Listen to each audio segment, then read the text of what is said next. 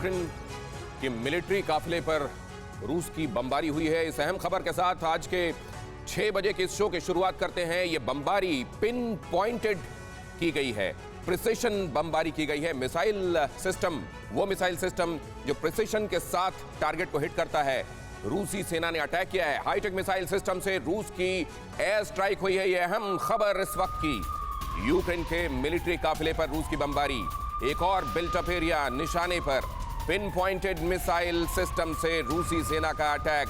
एक प्रिसिशन बमबारी होती है, प्रिसिशन मिसाइल टारगेट को हिट करती है, और अगर उसी को और ज्यादा प्रिसिशन के साथ, एकदम पिन पॉइंटेड प्रिसिशन के साथ हमला करने वाली मिसाइलों का जिक्र हो तो उसमें इस मिसाइल का नाम आता है। और आप देखें कैसे यूक्रेन के इस फौजी काफिले को निशाना बनाया गया है।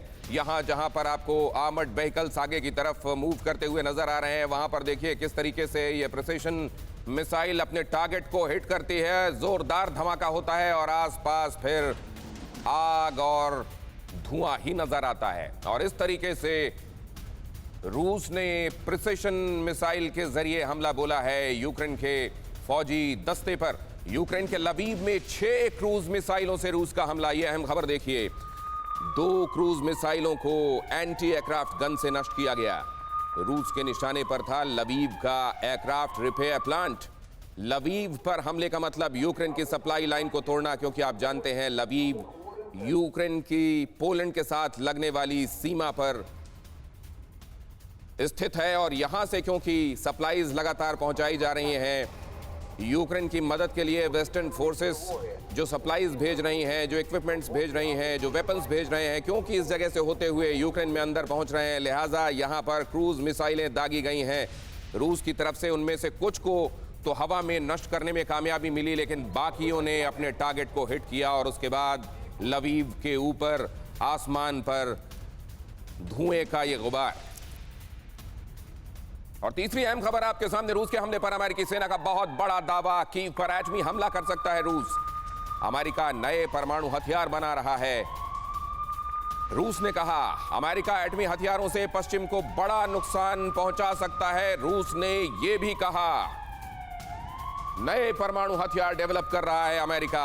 हालांकि परमाणु हथियारों के नंबर्स के मामले में आपको मालूम है रूस अमेरिका से आगे है, और लेकिन इस वक्त अमेरिका की तरफ रूस ने उंगली उठाई और यह कहा है कि नए एटॉमिक वेपन्स डेवलप किए जा रहे हैं अमेरिका की तरफ से, और ये बड़े पैमाने पर तबाही मचाने वाले वेपन्स हैं।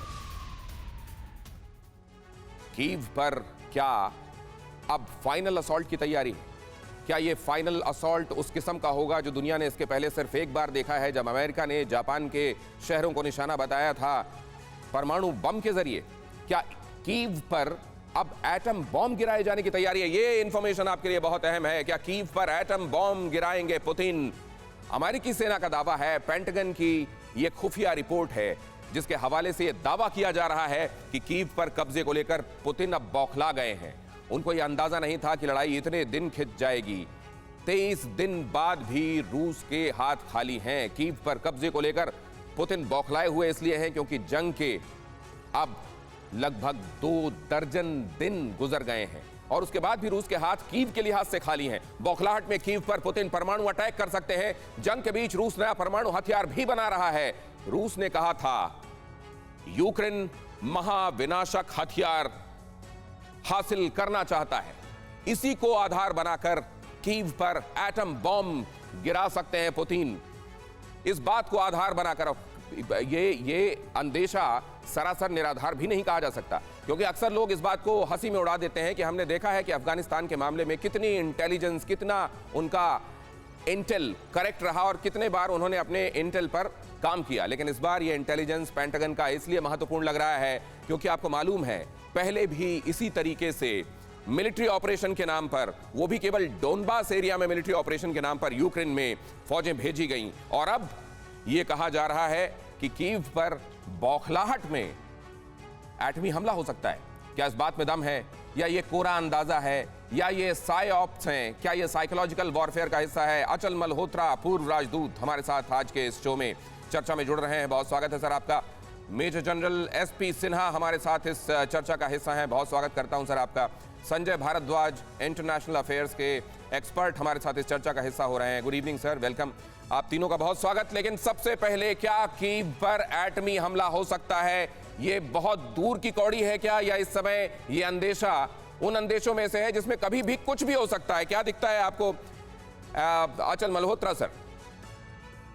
दिनेश जी, देखिए, इसमें कोई दो राय नहीं है कि 23 दिन हो गए और शायद रशिया का जो ऑब्जेक्टिव था वो अभी पूरा नहीं हुआ, वो कीव पे नहीं कर पाए हैं। तो मैं इसे डिफेंस स्ट्रेटेजिक पॉइंट से तो एनालाइज नहीं कर सकता। हाँ, दिन जरूर लग रहे हैं, लेकिन रशिया पे भी कोई ऐसा दबाव नहीं है कि कीव को कैप्चर करने के लिए वो इस एक्सटेंट पे चले जाए कि वो वहाँ कोई परमाणु बम का इस्तेमाल करे, क्योंकि रशिया डेफिनेटली डेस्परेट सिचुएशन में नहीं है। अभी भी वो पोजीशन ऑफ स्ट्रेंथ में है। उसने ईस्ट यूक्रेन में काफी हद तक कब्जा कर लिया है। और यूक्रेन की सेनाएं जो हैं वो अभी भी डिफेंसिव पे हैं, ऑफेंसिव पे नहीं है। आपकी इस बात को लेकर मैं आगे जाना चाहता हूं, बल्कि दोहरा देना चाहता हूं अपने दर्शकों के लिए कि कभी भी कुछ भी हो सकता है, इससे इनकार तो नहीं किया जा सकता। अभी सिचुएशन ऐसी है और वॉर में कुछ भी कभी भी जायज भी है, लेकिन अभी लगता नहीं है कि रूस इतना डेस्परेट हो गया है कि वो एटमी हमले का अब सहारा लेगा। लेकिन क्या ये बात आपको भी जनरल सिन्हा दिखाई देती है, खासतौर से तब? अब इसमें दो संभावनाएं सर। कई लोग तो इस बात को लेकर आश्चर्यचकित भी हैं कि रूस जैसे माइट एंड स्ट्रेंथ के सामने कीव इतने दिनों तक बचा कैसे? क्या रूस ये चाहता था इसलिए ऐसा हो रहा है, या रूस के चाहे बगैर इतना तगड़ा रेजिस्टेंस मिला है और अब बौखलाहट है और डेस्परेशन? उधर सैंक्शंस की वजह से घर में जो विरोध चल रहा है वो भी इस सब के चलते पुतिन बौखलाहट में इस तरह का कदम उठा सकते हैं? मुझे 2.5 मिनट का टाइम दीजिएगा। मैं कुछ ऐसे बिंदुओं पर टिप्पणी करने जा रहा हूं जो आज तक किसी टीवी चैनल पे कवर नहीं किया गया है। प्लीज। दूसरी बात जो मैं कहना चाहता हूं कि महाभारत में कोट करना चाहता हूं कि अश्वत्थामा ने ब्रह्मास्त्र का प्रयोग तब किया था जब उसको मौत सामने नजर आ रही थी और पूरे पांडव उसको घेर लिए थे। तो क्या ब्रह्मास्त्र का, एटम बॉम्ब का इस्तेमाल रूस करेगा? क्या वो मौत के कागार पे है? नहीं, समय उसके पक्ष में है। हाँ, जिस तेज गति से उसने सोचा था उसका कारण मैं बताता हूं कि उसको सफलता क्यों नहीं मिली है। देखिए, लड़ाई खाली ऑपरेशंस ऑफ फायरिंग और इक्विपमेंट इस्तेमाल करने का खेल नहीं है। वो है लॉजिस्टिक, बहुत महत्वपूर्ण रोल अदा करता है। आप समझिए कि रूस की पूरी सप्लाई जो लाइन थी वो रेल बेस्ड थी, और रेल बेस थे, और वहां से रेल बेस से वो लोग टेम्पररी पाइपलाइन डालता है सप्लाई करने के लिए फ्यूल वगैरह वगैरह। क्या रूस ने यूक्रेन के पूरे रेल सिस्टम पे कब्जा किया? नहीं। जो इंपॉर्टेंट शहर हैं, आप खार्किव की बात कीजिए, सुमी की बात कीजिए, चेर्निहिव की बात कीजिए, खरसन की बात कीजिए, माइकोलेव की बात कीजिए, जपोरोजिया की बात कीजिए, जब तक ये सब शहर, जो पहला 3 शहर मैंने बोला, खार्किव, सुमी और चेर्निहिव, ये नॉर्थ में है, बाकी सब साउथ में है। जब तक ये 6 शहर उसके गिरफ्त में नहीं आते हैं तो सप्लाई लाइन सुरक्षित नहीं है। अब होता क्या है, देखिए, जो आपको समझना चाहिए कि लड़ाई को जो ट्रूप्स, फॉरवर्ड ट्रूप्स हैं, उनको सप्लाई कैसे किया जाता है। लॉजिस्टिक एरियाज होते हैं, जैसे हम लोग आर्मी में, इंडियन आर्मी कहते हैं डीए में, डिविजनल मेंटेनेंस एरिया, सीए में कोर मेंटेनेंस एरिया, ए में आर्मी मेंटेनेंस एरिया।